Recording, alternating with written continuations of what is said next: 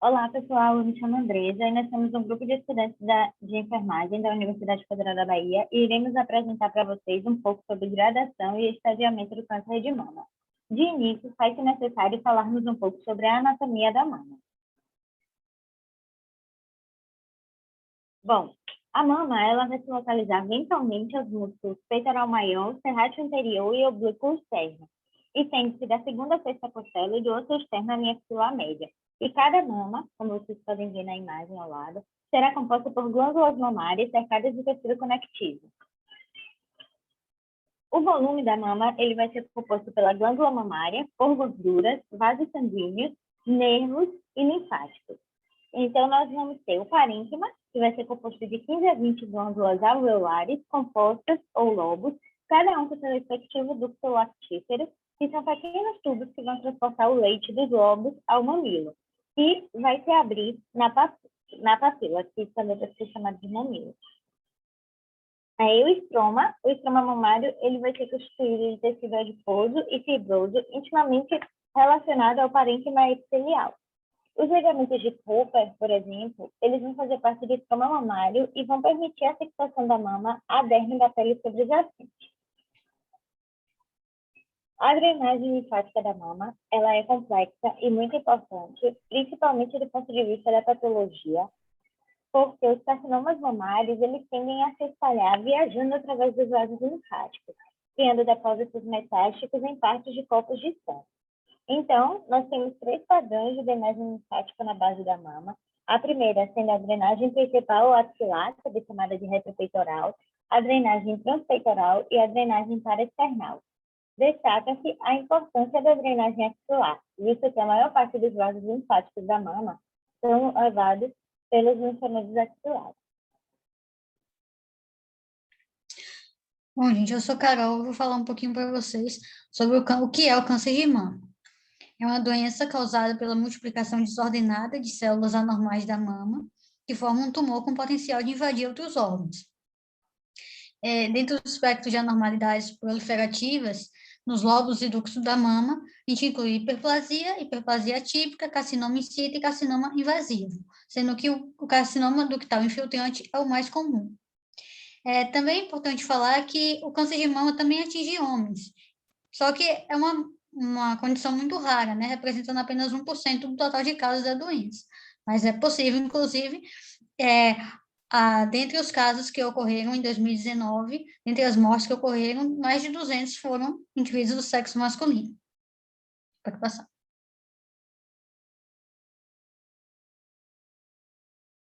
E essa imagem mostrando um caso de uma senhora com 62 anos, apresentando carcinoma ductal, né, um adenocarcinoma invasivo na derme. Ela chegou no hospital com rigidez no mamilo esquerdo.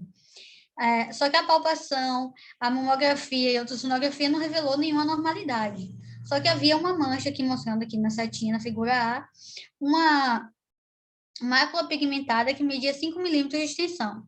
Foi feito a biópsia e descobriu-se um adenocarcinoma invasivo na derme. E no teste imunohistoquímico, as células cancerígenas deram fortemente positivas para receptores de progesterona e estrógeno, e negativas para o receptor de crescimento epidérmico tipo 2. Aqui mostrando nessa figura as glândulas dentro da lesão cancerosa intradérmica estavam colonizadas por melanócitos com pesados depósitos de grãos de melanina, aqui em pretinho. Pode passar.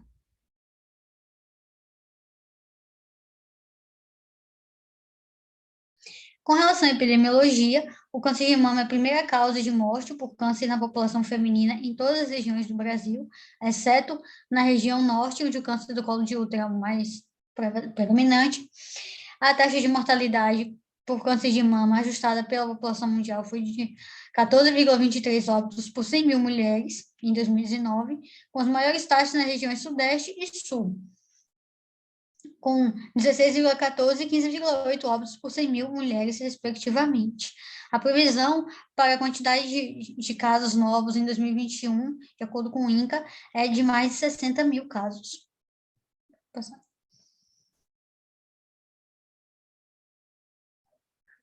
Bom, com relação aos riscos, sinais e sintomas, Vale destacar que os fatores genéticos hereditários são,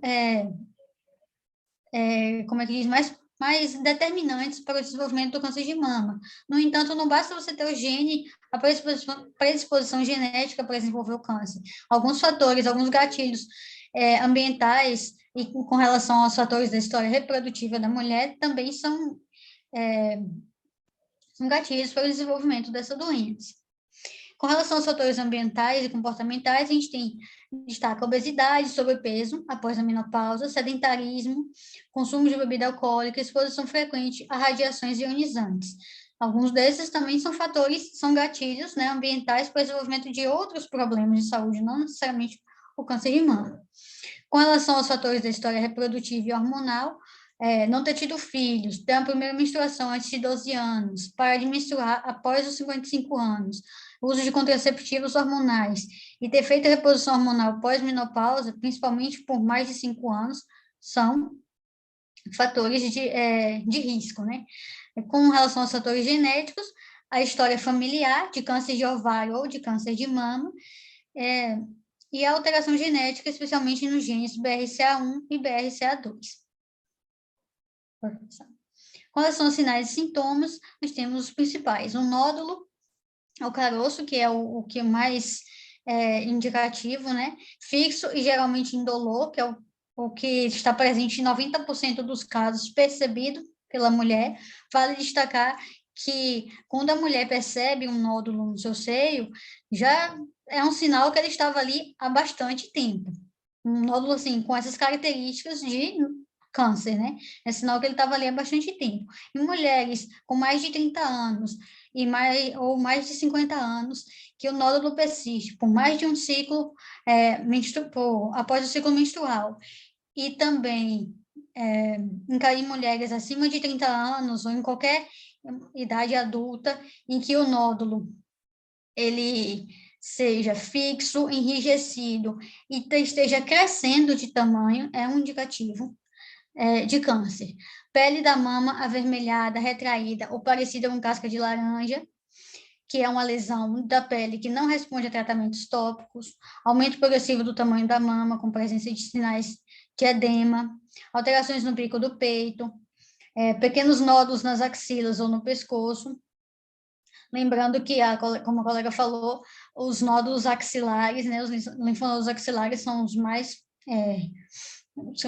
acometidos, os mais importantes, no caso da mama, a saída espontânea de líquido anormal pelos mamilos, e no caso dos homens com mais de 50 anos, com tumoração palpável unilateral.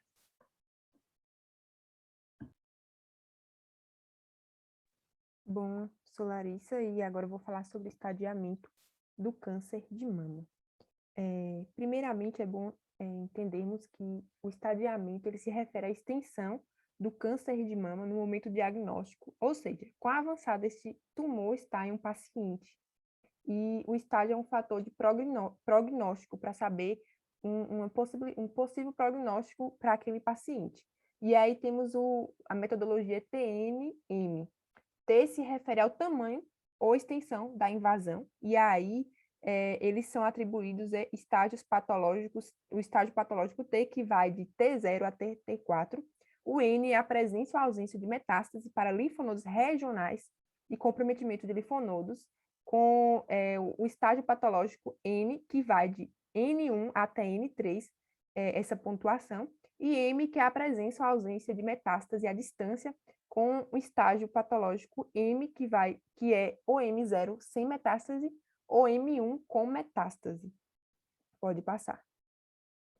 Aí nós veremos aqui uns exemplos aqui na tabela dos estágios T, né, patológico T, de 0 até 4, e cada uma de suas atribuições pode passar. O estágio patológico N, que vai de PNX sem possibilidade de avaliar os linfonodos, PN0, que os linfonodos não são encontrados, nenhuma metástase nos linfonodos regionais, até o último estágio com metástase em até 10 linfonodos, que é o PN3A. Pode passar. E, por fim, metástase à distância, com ou sem metástase à distância. Pode passar. E o TNM para o câncer de mama. Temos alguns parâmetros para analisar quando se referir ao câncer de mama, e primeiro, se as metástases são, como as metástases são comuns para osso, pulmões e cérebros, procurar evidências em imagens desses locais. O 2, lembrar que os linfonodos do lado oposto ou no pescoço são metástases à distância no câncer de mama, ou seja, M+. Se for M+, metástase, o estágio é o estágio 4 e pode ser atribuído estágio 4 e não há necessidade de procurar mais nenhuma informação. 4, procura-se a extensão do tumor para a pele da mama. 5 ponto, os linfonodos regionais são esses aí, axilares, infracavicular, mamário interno e supracavicular, do mesmo lado do tumor. E se há envolvimento dos linfonodos, ou seja, R+, foi estabelecido, mas nenhuma informação adicional está disponível sobre o número e localização dos linfonodos, assuma-se que há a presença dos linfonodos, ou seja, R+. E, por fim, o tamanho do tumor é uma análise difícil e criteriosa, e um tumor, por exemplo, menor que 2 centímetros é muito limitado, ou seja, estágio 1. Pode passar. Veremos melhor nesse esqueminha aqui, que mostra, né, se há metástase, se atribui logo que é um estágio 4, metástase à distância, e já é um estágio 4. E aí, se houver processo inflamatório, invasão da parede torácica, ulceração, estágio 2, T4. Se há comprometimento dos linfonodos regionais, R+, e aí pode ser ou estágio 3 ou estágio 2, vai depender da quantidade de linfonodos comprometidos, e se não tiver linfonodos comprometidos, será estágio ou 2 ou 1, e aí vai analisar o tamanho. Se for maior que 2 centímetros, será estágio 2. Se for menor que 2 centímetros, já será estágio 1, com delimitação localizada. E aí vemos aqui na imagem, né, o estágio 3 aqui, que o carcinoma inflamatório, ou então aspecto laranjada, ulceração de extensão na parede torácica. Vemos aqui no 2, linfonodos regionais comprometidos no estágio 2 ou 3, e no estágio 2 também, 1, é o tamanho do tumor. Pode passar. E aí, essas atribuições individuais, que são pontuações individuais, elas em conjuntos, esse agrupamento do TNT essencial, eles trazem uma combinação para agrupamento de estágio, que vai de 1 até 4. E aí temos o estágio 1, que é tipicamente atribuído a cânceres localizados dentro do órgão de origem daquele câncer. Temos o estágio 2 e 3 para cânceres com aumento do comprometimento local e regional dos linfonodos, bem relacionados ao comprometimento regional dos linfonodos. E o último estágio, 4, para cânceres com metástase à distância, que podemos ver nas imagens. Estágio 1, 2, 3, comprometimento regional maior, e o 4 com metástase em outros órgãos. E é importante lembrar que, generalizando, o estágio menor, ele vai ter um prognóstico melhor de desenvolvimento do câncer, e um estágio maior vai ter um prognóstico também mais ruim relacionado a isso. Pode passar. Meu nome é Thaís e eu vou falar sobre a gradação. Bem, como a colega Larissa havia dito, né, o estadiamento ele envolve basicamente o tamanho do tumor e a presença e ausência do tumor em linfonodos axilares em locais distantes. Então, existe ainda a necessidade de se fazer uma avaliação quanto à graduação tumoral, né? Os carcinomas são graduados histologicamente na tentativa de prever a agressividade do tumor dentro do mesmo tipo histológico em um determinado estágio do desenvolvimento. Essas avaliações de gradação tumoral, e nuclear, elas são diferenciadas. No caso do câncer de mama, a mais utilizada é o combinado de Nottingham. Pode passar.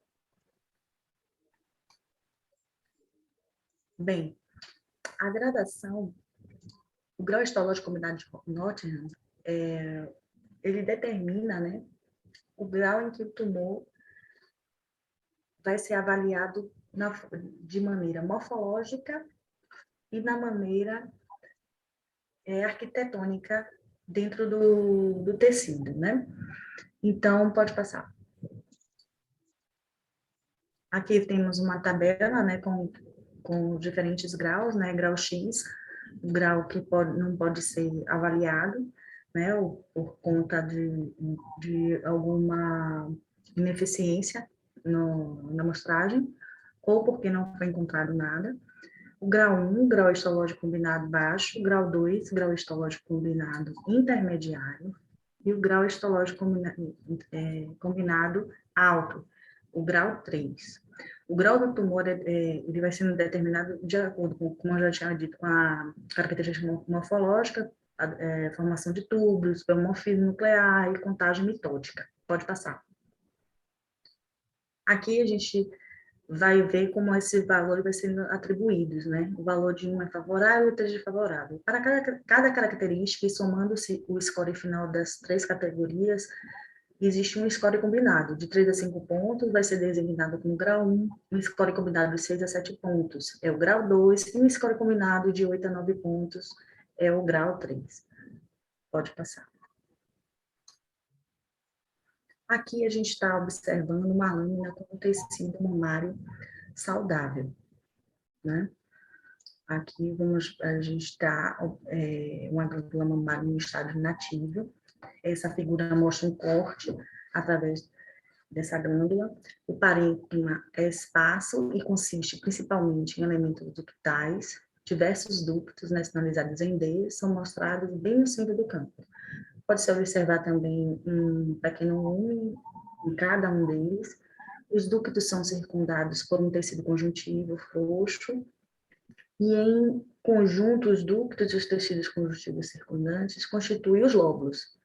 2 unidades lobulares terminais, né, em colchetes, estão sendo mostradas na figura. Pode passar.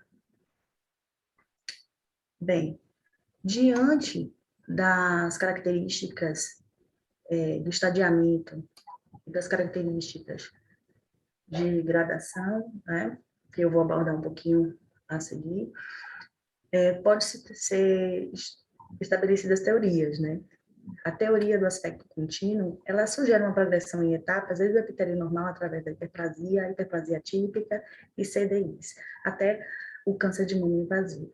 É mais provável em alguns cânceres que alguns cânceres sigam essa progressão, enquanto outros avançam para a invasão a partir de qualquer uma das etapas intermediárias.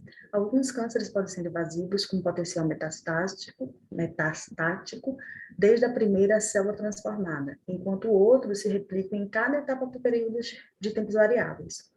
Algumas alterações intermediárias, como a hiperplasia típica, talvez representem alterações de campo, que ocorrem em muitas células simultaneamente. Pode passar. Isso.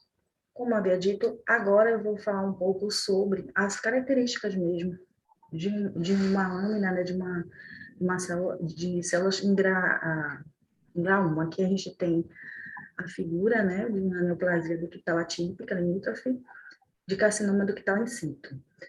Então, no baixo grau, os tumores bem definidos, os tumores são bem definidos, com polarização celular bem específica. O grau nuclear é baixo e a ausência também de necroses.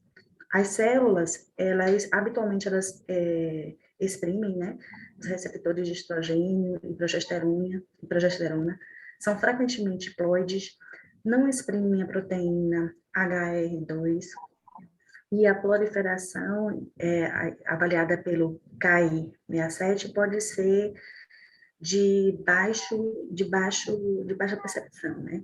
Esse índice ele é utilizado porque esse marcador QI67 ele é uma substância liberada durante a divisão celular, ou seja, os tumores que se dividem com mais velocidade ele vai ter esse índice aumentado. Pode passar para a próxima figura. Nessa figura a gente está vendo o carcinoma ductal invasivo de grau 2. Né? Então, quais são essas características? Né? Os tumores já estão bem moderadamente diferenciados, com polarização variável, você já começa a notar uma diferença no conjunto mitótico, grau nuclear baixo ou intermediário, porém não tem ainda a presença de necrose. A expressão ainda de estrogênio e progesterona nesse estágio ainda é frequente. As células são aneuploides, a proteína HR2 ainda não aparece, ela é negativa. Contudo, já está se expressando a proteína P53. E o índice de proliferação, né, KI67, já começa a se apresentar em graus mais evidentes. Na próxima figura. Bem, nessa figura é um câncer de mama no estágio 4. É o grau 3.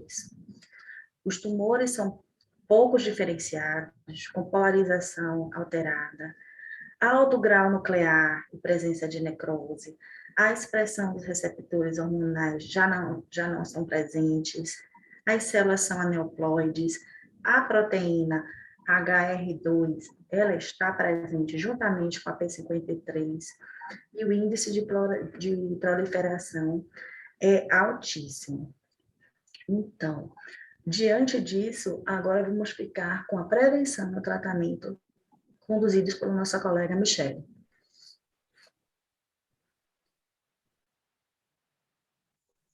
Bom, gente, então, como mostra o slide, existem recomendações para prevenção do câncer. A maioria delas é por meio de alimentação saudável, controle do peso e atividade física.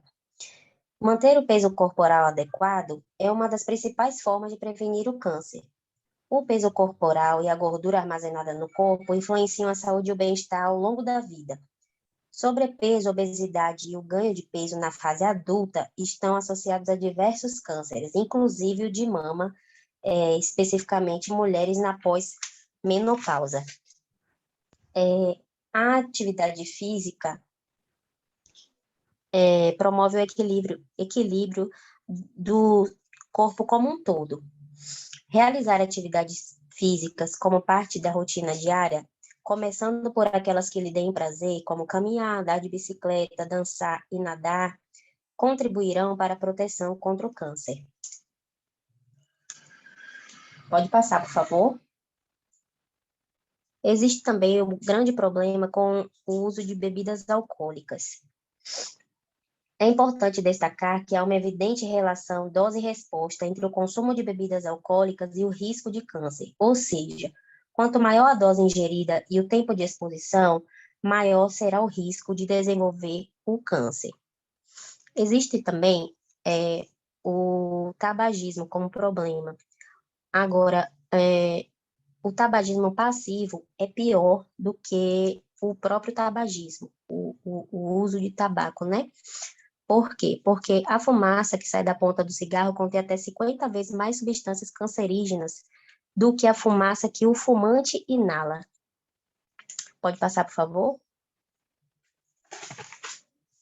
A amamentação também entra como destaque para a prevenção do câncer de mama, pois durante o aleitamento, as taxas de determinados hormônios que favorecem o desenvolvimento do câncer de mama caem.